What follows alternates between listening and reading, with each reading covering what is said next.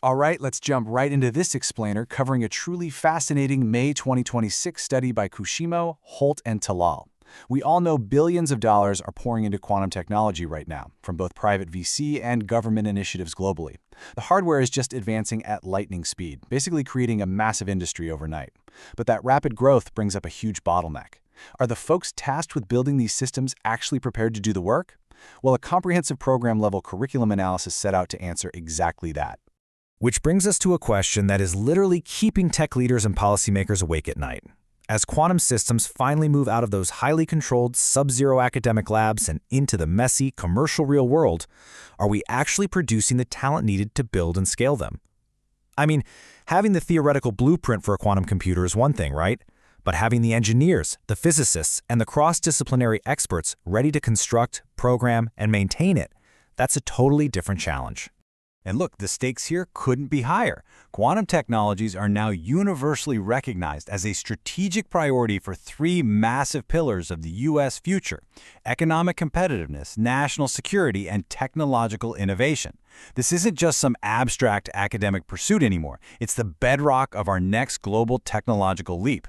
Whoever wins the quantum race dictates the future of cryptography, materials science, and AI. Falling behind in quantum essentially means falling behind across the board. And just like these complex quantum systems have to evolve from fragile research prototypes into deployable, robust, real-world tech, our students have to make the exact same parallel transition. It's one thing to understand the math behind Schrödinger's cat on a pristine whiteboard, but it's a completely different beast entirely to keep cryogenic cooling systems running smoothly on a 50-qubit processor. Students have to successfully shift from understanding theoretical physics to driving actual industry application, whether that's on the factory floor or in the server room.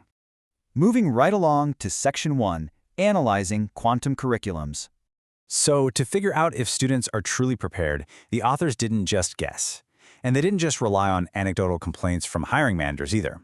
Instead, they systematically investigated 22 primary U.S. master's programs focused specifically on quantum science and technology. They rolled up their sleeves, dug into the syllabi, the core requirements, and the electives of these leading institutions just to see exactly what is being taught to the next generation of quantum pros. They were trying to solve a very specific, very urgent problem here. While workforce demand is glaringly clear, major tech companies and defense contractors are practically begging for quantum talent, very few studies have actually integrated a rigorous analysis of university curriculums with what the industry explicitly says it needs. So, does the classroom actually match the job description? That's the billion-dollar question. Which leads us perfectly into Section 2, Mapping 6 Skill Categories. To figure this out, the study utilized a highly structured coding framework focusing on a few key areas.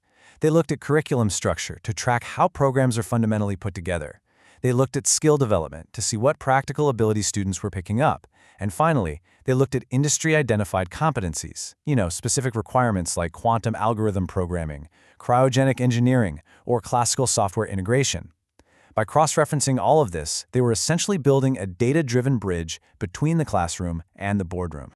And the crucial point here is that they mapped all of these course offerings across exactly 6 quantum-relevant skill categories. Instead of looking at degrees as just a piece of paper, they broke the educational journey down into distinct, measurable buckets. We're talking quantum information theory, quantum hardware and engineering, quantum software and algorithms, classical programming, applied lab skills, and professional development. By compartmentalizing the programs like this, they could really see what was going on under the hood of these master's degrees.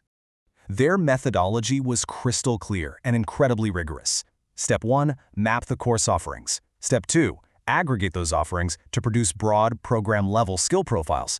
And Step 3, compare those profiles directly against recent documented workforce studies. This systematic, step-by-step approach allowed them to cut through all the hype and see exactly where industry expectations match the reality of university output. All right, let's hit Section 3, Theory versus Practical Skills. Now, here is where things get super interesting. There's a stark juxtaposition in the findings. On one side, universities are absolutely incredible at teaching heavy quantum theory. The fundamental physics, the complex mathematics, those are deeply ingrained in almost every program. But on the flip side, there is massive, unpredictable variability when it comes to technical skills, applied learning, and professional development. Some programs offer amazing hands-on lab experience with dilution refrigerators, while others offer almost nothing. For employers looking for reliable, deployable talent, this inconsistency is a huge red flag. And because of this wild variability, the authors identified persistent gaps across the educational ecosystem. In practice, this means graduates might understand the theoretical physics perfectly. They can do the math all day long, but they struggle to write the classical software code that actually interfaces with the quantum hardware. They're failing to meet emerging, deployable demands simply because they lack cross-disciplinary training. They know the why, but they definitely don't uniformly know the how. So, how do we fix it? Let's look at Section 4, Fixing the Persistent Gaps. The real value of this study is that it doesn't just point out a problem, it provides a scalable framework. It gives educators, administrators, and industry partners a proven, data-driven tool to objectively evaluate and adjust their own quantum education programs. It completely takes the guesswork out of curriculum planning by giving us a standardized way to measure what is actually being taught versus what desperately needs to be learned. By leaning on these evidence-based insights, we can take real action across 3 critical domains. We can directly improve curriculum design so it reflects real-world needs. We can shape smarter workforce policies at institutional and governmental levels. And ultimately, we can ensure the healthy development of the entire U.S. quantum ecosystem. If you're a university administrator, a tech recruiter, or a policymaker, this framework is basically your playbook for navigating the next decade of tech talent. So, as we wrap up this explainer, I'll leave you with this vital question to ponder. As quantum tech scales rapidly, how will cross-disciplinary quantum education evolve to actually close this gap? How quickly can academic institutions adapt to give students the deployable skills the industry is demanding? The blueprint for the future is clearly drawn, but building the highly specialized workforce to execute it, well, that remains the defining challenge of our decade.